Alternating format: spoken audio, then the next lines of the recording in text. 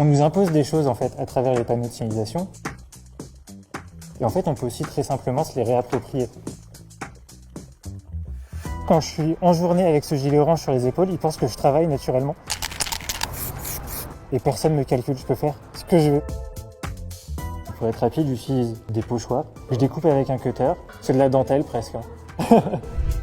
Je m'appelle Likeka, je suis street artiste et je détourne les panneaux de signalisation avec l'idée justement de reprendre des œuvres d'art plus ou moins connues. On va voir le baiser de Klimt, Napoléon traversant le Grand Saint-Bernard.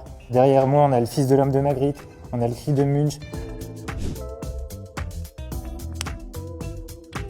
Le panneau de signalisation, c'est peut-être l'objet qu'on croise le plus au quotidien. Il est partout. L'idée, c'est aussi un peu de retirer cette norme en tant que telle parce que faut quand même respecter le code de la route, mais on peut essayer de faire des choses différentes avec les normes qu'il y a autour de nous.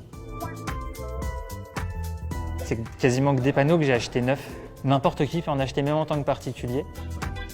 Là, j'ai rajouté une plaque d'égout parce que c'est Pont-à-Mousson. C'est la ville des plaques d'égout, c'est aussi la ville dont je suis originaire, la plus belle ville du monde.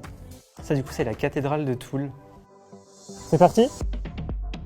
Mon premier terrain de jeu, ça reste dans la rue sur les vrais panneaux. Sauf que dans la rue sur les vrais panneaux, j'ai pas trop le droit de le faire.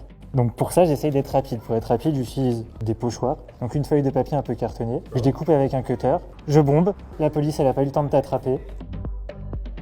J'ai mes dimensions du panneau, je sais quelle taille fait ma barre du sens interdit. Et en fait, j'ai tout travaillé en amont sur l'ordinateur. Là, sur celui-là, je dois être à 7-8 heures à peu près de découpe. Moi, je vis pas du tout de l'art. Je travaille dans le monde agricole.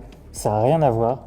Juste, je m'éclate. De base, donc j'étais lycéen et j'avais un groupe de musique. On avait trouvé un vieux pochoir d'ACDC. Et on s'est dit, pourquoi on ferait pas un pochoir avec le logo du groupe? Personne ne savait le faire. Je tape sur Google comment créer un pochoir soi-même. Et en fait, c'est comme ça que j'ai appris à faire mes premiers pochoirs.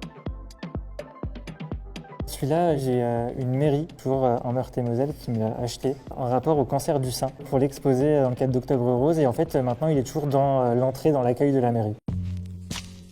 Like en anglais, c'est aimer, mais c'est aussi comme Like CA, CA pour Clet Abraham, qui est en fait un peu le pionnier, le maître du détournement de panneaux de signalisation. La plupart des artistes qui m'inspirent aujourd'hui, c'est plus des pochoiristes. Donc aussi bien Jeff Aerosol, C215, Mystique aussi. Qu'est-ce que je réponds aux gens qui pourraient m'accuser de faire de la dégradation? Que je les comprends en fait aussi, tout simplement. Moi, ce que j'essaye de faire dans la rue, c'est aussi avant tout que les panneaux restent lisibles.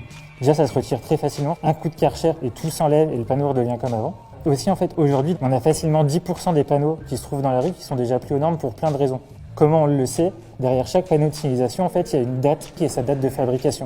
Et en fait, souvent, les panneaux qui ont plus de 20 ans, le côté réfléchissant, il est plus là. Qu'est-ce qu'un détournement qui marche? Pour moi, ça doit respecter 3 règles. Déjà, c'est que le panneau reste lisible. En même temps, qu'on reconnaisse aussi au premier coup d'œil ce qui a été rajouté. Et la 3e règle d'un bon détournement, c'est qu'il donne envie de sourire.